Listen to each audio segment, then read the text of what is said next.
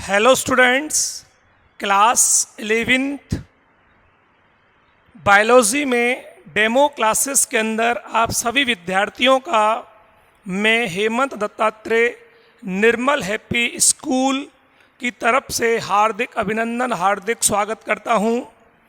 हम जैसा कि आप जानते हो रोज़ एक नया टॉपिक स्टडी करते हैं और उस नए टॉपिक में हम लोग जो स्टडी करते हैं वो एक नया टॉपिक जो रोज़ होता है, उसी कड़ी में आज हम एक नया टॉपिक जो स्टडी करने जा रहे हैं, इसका नाम है रक्त स्कंदन यानी ब्लड क्लॉटिंग, अर्थात रक्त का थक्का जमना। कि जब हमें चोट लग जाती है तो चोट लगने के बाद ब्लड या खून बाहर आता है, और जब ब्लड या खून बाहर आता है तो वो किस प्रकार जमता है। आपने देखा होगा जब भी कभी हमें चोट लग जाए तो चोट लगने के बाद ब्लड बाहर निकलता है, और आप कुछ ना करो, मानो यहाँ चोट लग गई, आप कुछ भी ना करो तो आप देखोगे कि कुछ मिनट में, 1-2 मिनट में ही खून जमने लग जाएगा। और जो खून जमता है वो ऐसा क्यों होता है? और इसी में एक बात और निकल के आती है कि जब ब्लड रक्त वाहिनियों के अंदर होता है, ब्लड वेसल्स के अंदर होता है, तो वहां पर वो खून नहीं जमता। दोनों का क्या कारण है ये हम समझेंगे कि आखिर चोट लगने पर जब ब्लड बाहर आता है तो वो कैसे जमता है, और धमनियों में, शिराओं के अंदर जब ब्लड सर्कुलेट होता है तो वो क्यों नहीं जमता। तो हमारा आज का टॉपिक होगा रक्त स्कंदन यानी रक्त का थक्का जमना यानी ब्लड क्लॉटिंग। देखिए, ब्लड की क्लॉटिंग या रक्त के थक्के जमने की क्रिया को समझने के लिए आपको पहले थ्रोम्बोप्लास्टिन, प्लेटलेट्स, कैल्शियम आयन, स्कंधक कारक 7th और 10th, प्रोथ्रोम्बिन और फाइब्रिनोजन को समझना पड़ेगा, क्योंकि ये सब मिलकर के रक्त के स्कंदन में मदद करेंगे। पहले हमें इनको समझना पड़ेगा। तो देखिए दोस्तों, प्रोथ्रोम्बिन एक प्रोटीन है। मैं आपको बता देता हूं कि रक्त के अंदर ये मौजूद रहती है। जब तक ये रक्त वाहिनियों के अंदर रक्त में मौजूद है, यह अक्रिय अवस्था के अंदर होती है। परंतु जब यह इस पर कोई क्रिया होती है किसी चीज की, एक्स चीज की, अभी बताएंगे आपको, तो ये सक्रिय हो जाती है। तो प्रोथ्रोम्बिन जो होती है वो प्रो शब्द जब भी आपको लग जाए आगे की ओर, या फाइब्रिनोजन जो आपको दिखाई दे रहा है इसमें नोजन शब्द लग जाए पीछे की ओर, जब भी आप प्रो शब्द आगे की ओर और नोजन शब्द पीछे की ओर देखेंगे तो आप समझ जाओगे कि ये अक्रिय या इनएक्टिव प्रोटीन्स हैं जिन्हें सक्रिय करना जरूरी है। तो ये दोनों ही प्रोटीन्स जो रक्त के स्कंदन में रक्त का थक्का जमाने में मदद करेंगी, ये ब्लड में ऑलरेडी पाई जाती हैं। लेकिन ये सक्रिय कब होती हैं? जब ब्लड बाहर आता है, जब कोई कटाव होता है, ऊतकों को क्षति होती है, रक्त बाहर आता है, खून बाहर आता है, तो हवा के संपर्क में आने पर ये सक्रिय होती हैं और रक्त को जमाने में मदद करती हैं। कैसे करती हैं हम देखेंगे इसको अभी। इसके साथ साथ कैल्शियम आयन भी मदद करते हैं। कैल्शियम आयन भी मदद करेंगे जो ब्लड के अंदर ऑलरेडी मौजूद होते हैं, पाए जाते हैं। पिछले वीडियोस में मैं आपको बता चुका हूं कि पट्टाणु या प्लेटलेट्स ये रक्त कणिकाओं का एक भाग होता है। आपने सुना है आरबीसी, डब्ल्यूबीसी एंड प्लेटलेट्स यानी पट्टाणु। और प्लेटलेट्स खून को गाढ़ा बनाती हैं, रक्त के स्कंदन में खून को जमाने में मदद करती हैं, वो होती हैं प्लेटलेट्स। इसके अलावा ब्लड में एक पदार्थ और होता है रक्त में, जिसका नाम होता है थ्रोम्बोप्लास्टिन। क्या नाम होता है? थ्रोम्बोप्लास्टिन। तो दोस्तों, आपको रक्त स्कंदन समझने से पहले इन चीजों पर ध्यान देना पड़ेगा कि ये क्या क्या, कौन कौन सी वस्तुएं, कौन कौन से पदार्थ, कौन कौन सी प्रोटीन होती हैं जो रक्त के स्कंदन में मदद करती हैं। तो जब आप इन चीजों को याद कर लोगे कि प्रोथ्रोम्बिन प्रोटीन, ध्यान से सुनेंगे, फाइब्रिनोजन प्रोटीन, स्कंदक कारक 10 तरह के होते हैं, 1 2 3 4 5 6 7 8 9 10, पर उनमें से सबसे इंपॉर्टेंट, सबसे पहले काम करने वाले 7th और 10th होते हैं, जो इंपॉर्टेंट होते हैं।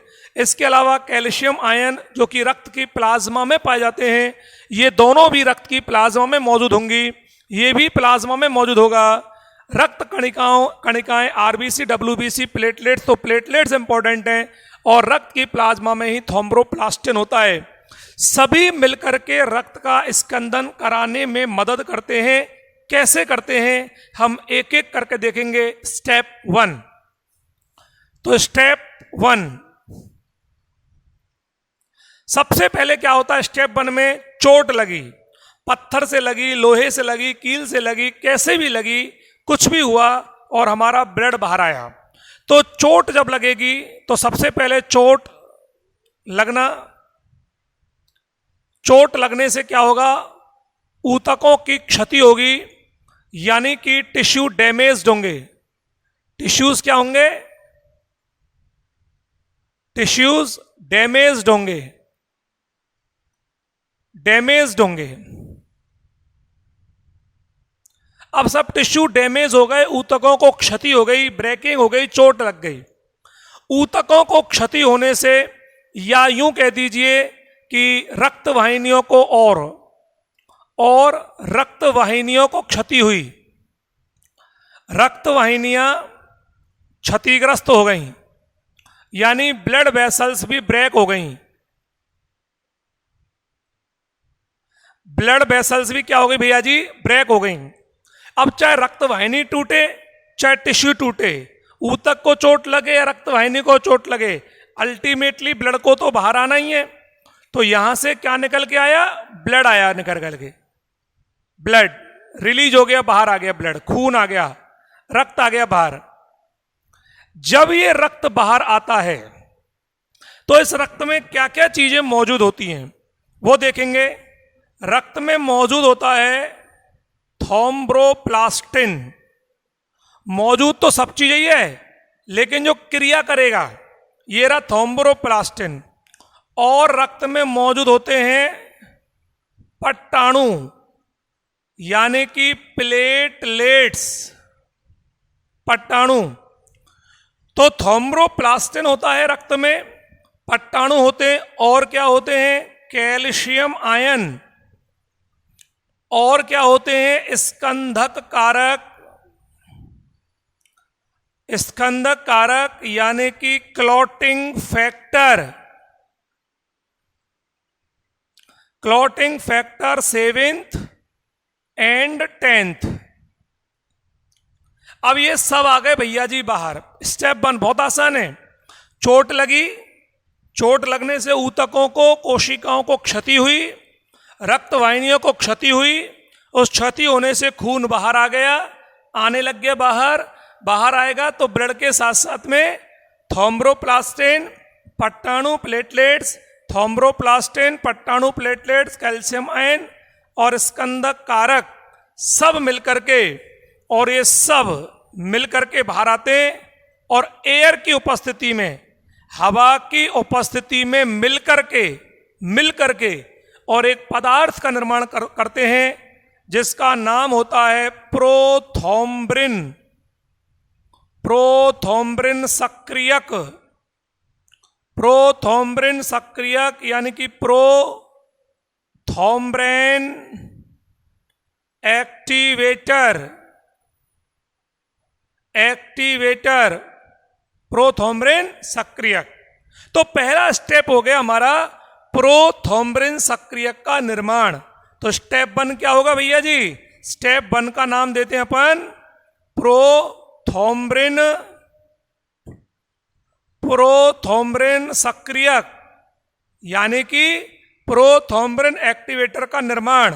The formation of prothrombin activator. Prothrombin सक्रियक क्या हो गया भैया जी? निर्माण हो गया। ये स्टेप 1 हो गया। क्लियर? क्या हुआ? चोट लगी, ऊतकों को क्षति हुई, रक्त वाहिनियों को क्षति हुई, ब्लड बाहर आ गया, हवा के संपर्क में आ गया, ब्लड में मौजूद पदार्थ स्वतंत्र हो गए, थ्रोम्बोप्लास्टिन, पट्टाणु, कैल्शियम आयन, स्कंदक कारक 7/10 सब मिले, हवा की उपस्थिति मिले, प्रोथॉम्ब्रिन सक्रियक बनाया। नाम से ही पता चल रहा है, नाम से ही प्रोथॉम्ब्रिन सक्रियक, यानी जो प्रोथॉम्ब्रिन को मैं बोल चुका हूं थोड़ी देर पहले, प्रोथॉम्ब्रिन इनएक्टिव है, अक्रिय है, इसको सक्रिय करने वाला पदार्थ बन गया। इसका मतलब अगले स्टेप में क्या होगा, स्टेप नंबर 2 में क्या होगा, समझ गए ना स्टेप नंबर 2 में क्या होगा। यानी इस प्रोथॉम्ब्रिन जो रक्त से निकल के आ रही है, जो अक्रिय है, इसको सक्रिय करने वाला पदार्थ इस पर क्रिया करेगा और इसे सक्रिय करेगा। तो स्टेप 2 सेकंड, अब क्या होगा भैया जी, जो प्रोथॉम्ब्रिन नाम का अक्रिय प्रोटीन है, प्रोथॉम्ब्रिन प्रोटीन है जो कि अक्रिय है, इनएक्टिव है, इसे अब सक्रिय करना है।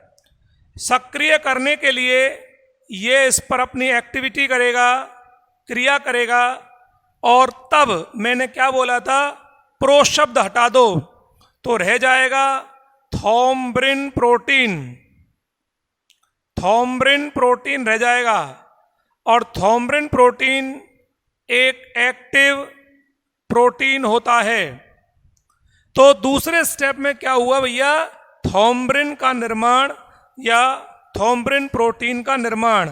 तो स्टेप 1 समझ में आया आपको, प्रोथॉम्ब्रिन सक्रियक का निर्माण। स्टेप 2 समझ में आया आपको, प्रोथॉम्ब्रिन से हमने क्या बना लिया, थॉम्ब्रिन बना लिया। प्रोथॉम्ब्रिन से थॉम्ब्रिन बनाने के लिए हमको जिस चीज की आवश्यकता थी उसका नाम था प्रोथॉम्ब्रिन सक्रियक। इस सक्रियक ने काम किया, प्रोथॉम्ब्रिन को थॉम्ब्रिन में बदल दिया। ऐसा क्यों हुआ, ऐसा इसलिए हुआ क्योंकि जब तक थॉम्ब्रिन नहीं बनेगा, जब तक थॉम्ब्रिन नहीं बनेगा तब तक फाइब्रिनोजन जो अक्रिय है वो सक्रिय में कन्वर्ट नहीं होगा। समझ रहे हैं, जब तक थॉम्ब्रिन नहीं बनेगा, फाइब्रिनोजन नाम का अक्रिय फाइब्रिन नाम के सक्रिय प्रोटीन में कन्वर्ट नहीं होगा। तो स्टेप 3 आएगा, अब स्टेप 3 आएगा, और स्टेप 3 में क्या आएगा कि जो फाइब्रिनोजन है ये भी एक अक्रिय प्रोटीन कह दो या यूं कह दो, ये एक घुलनशील प्रोटीन है। ये कैसे भैया जी, घुलनशील प्रोटीन है, यानी कि डिसॉल्विंग प्रोटीन है। डिसॉल्विंग है भैया जी, घुलनशील है। जैसे दूध होता है ना, तो दूध में जो प्रोटीन होती है कैसीन, वो घुली हुई रहती है, आप उसे अलग नहीं कर सकते। लेकिन नींबू डाल दो, कुछ दही डाल दो, तो वो दही की तरह आ जाती है, तब उस प्रोटीन को आप अलग कर सकते हो। ऐसे ही फाइब्रिनोजन एक घुलनशील प्रोटीन है, पर जब तक रक्त में घुलनशील प्रोटीन होगी तो रक्त तो बहता जाएगा, जब दूध को फैला तो फैल जाएगा, लेकिन दही को फैलाओगे वहीं पे स्थिर हो जाएगा, वो फैलेगा नहीं। क्यों? क्योंकि प्रेसिपिटेशन हो गया, अवक्षेपण हो गया। इसी प्रकार हमको इस घुलनशील प्रोटीन को अघुलनशील प्रोटीन में, रेशेदार प्रोटीन में कन्वर्ट करना है। तो रेशेदार प्रोटीन कौन सी होती है भैया जी, फाइब्रिन। फाइब्रिन क्या है भैया, एक रेशेदार प्रोटीन है, एक फिब्रस प्रोटीन है। फाइबर से नाम फाइब्रिन, फाइब्रिन माने फाइबर्स, फाइबर्स माने रेशे। तो एक ये फिब्रिन जो होती है ये एक रेशेदार प्रोटीन होती है, रेशेदार प्रोटीन है, और इसका निर्माण करने के लिए हमको क्या चाहिए, थॉम्ब्रिन। अर्थात थॉम्ब्रिन अपना जब काम करेगा तब वह फाइब्रिनोजन की घुलनशील प्रोटीन को फाइब्रिन की रेशेदार प्रोटीन में बदल देगा। और जब ये रेशेदार प्रोटीन बन जाएगी तो जिस स्थान पर कटा हुआ है वहां पर ऐसे रेशे रेशे बन जाएंगे, बहुत सारे रेशे रेशे बन जाएंगे। Many sons fibres are produced at the cutting point. ऐसे रेशे बन गए, जाल बन गया, नेटवर्क बन गया, नेटवर्क जाल। और जब ब्लड निकल के आ रहा है उसमें से, तो ब्लड में होती हैं ब्लड कार्पसल्स या ब्लड सेल्स, रक्त कणिकाएं। वो रक्त कणिकाएं यूं फंस जाएंगी इसमें, इस तरह से रक्त कणिकाएं फंस जाएंगी। और तो ये तो हो गई रक्त कणिकाएं। ये तो हो गई रक्त कणिकाएं और ये हो गया रेशा प्रोटीन, और इस प्रकार बन गया क्लॉट, बन गया क्लॉट। क्लॉट माने थक्का जम गया भैया जी। क्या जम गया? थक्का जम गया। इस तरह से 3 स्टेप में ब्लड की क्लॉटिंग कंप्लीट होती है। लेकिन आपको स्टेप समझ में आए होंगे। अब उल्टा चलते हैं, 2 तरीके समझाता हूं मैं इसको, उल्टा चलते हैं, समझ में आना चाहिए। देखो, यूं समझ लो कि चोट लगी और कहीं पे वहां गड्ढा हो गया, चोट लग गई, वहां पर खून जमना है। तो सिंपल सी बात है, आपकी कोई दीवार में छेद हो गया और वहां से पानी रोकना है, तो क्या करोगे? कुछ लगाओगे वहां पर। तो यहां पर जहां चोट लगी उस जगह पर रेशा बनना चाहिए, नेटवर्क बनना चाहिए, जाल बनना चाहिए, रेशा बनना चाहिए, ताकि वहां पर क्लॉटिंग शुरू हो सके। समझ में आ गई बात? और रेशा बनाना हो आपको तो क्या चाहिए? आपको फिब्रिन चाहिए, फाइब्रिन चाहिए। अब साहब फाइब्रिन तो होती नहीं हमारे पास, फाइब्रिन तो है नहीं हमारे पास, तो फाइब्रिनोजन है जो अक्रिय है। तो क्या करें? इसका मतलब हमको क्या करना पड़ेगा? फाइब्रिनोजन को फाइब्रिन में कन्वर्ट करना पड़ेगा। अरे भाई, फाइब्रिनोजन जो घुलनशील प्रोटीन है उसको अब कन्वर्जन करना पड़ेगा ना रेशे प्रोटीन में, तभी तो हमारा काम चलेगा। तो चलो करते हैं इसको। इसका मतलब फाइब्रिनोजन घुलनशील प्रोटीन को फाइब्रिन नाम की रेशे प्रोटीन में कन्वर्ट किया। अब इसको कन्वर्जन कैसे हो जाए? यूं ही तो होगा नहीं। कन्वर्जन करवाने के लिए हमको चाहिए थॉम्ब्रिन। क्या चाहिए? थॉम्ब्रिन प्रोटीन। अब हम देखते हैं सब, हमारे पास तो जो पदार्थ लिए उनमें थॉम्ब्रिन है ही नहीं, उनमें तो प्रोथॉम्ब्रिन है। तो क्या करें? इसका मतलब प्रोथॉम्ब्रिन को थॉम्ब्रिन में कन्वर्ट करवाओ। अब प्रोथॉम्ब्रिन को थॉम्ब्रिन में कन्वर्ट करवाना पड़ेगा। तो प्रोथॉम्ब्रिन को थॉम्ब्रिन में कन्वर्ट करवाना पड़ेगा। क्यों करवाना पड़ेगा? क्योंकि तभी तो थॉम्ब्रिन जाके काम करेगा। अब सब थॉम्ब्रिन को कन्वर्ट करना है तो इसका मतलब प्रोथॉम्ब्रिन को सक्रिय करना है, तभी तो वो थॉम्ब्रिन बदलेगी। अब सक्रिय करने के लिए हमको क्या चाहिए? कोई पदार्थ चाहिए जिसका नाम होता है प्रोथॉम्ब्रिन सक्रियक। प्रोथॉम्ब्रिन सक्रियक ये चाहिए। अब साहब ये कहां से लेके आए? इसको बनाना पड़ेगा। तो इसको बनाने के लिए क्या होता है? थ्रोम्बोप्लास्टिन, प्लेटलेट्स, कैल्शियम आयन, स्कंदक कारक। जब चोट लगने पर ये बाहर आते हैं तो एयर के साथ मिलकर के उपस्थिति में प्रोथॉम्ब्रिन सक्रियक बनाते हैं, और जब ये प्रोथॉम्ब्रिन सक्रियक बन जाता है तो यह प्रोथॉम्ब्रिन को थॉम्ब्रिन बदल देता है, और तब थॉम्ब्रिन फिब्रिनोजन को फाइब्रिन में कन्वर्ट कर देता है, और इस प्रकार रेशे बन जाते हैं, रक्त कणिकाएं फंस जाती हैं और ब्लड का क्लॉटिंग हो जाता है। तो दोस्तों, उम्मीद है आपको वीडियो पसंद आया होगा। आप लगातार हमारे वीडियोस देखते रहें। थैंक यू, धन्यवाद।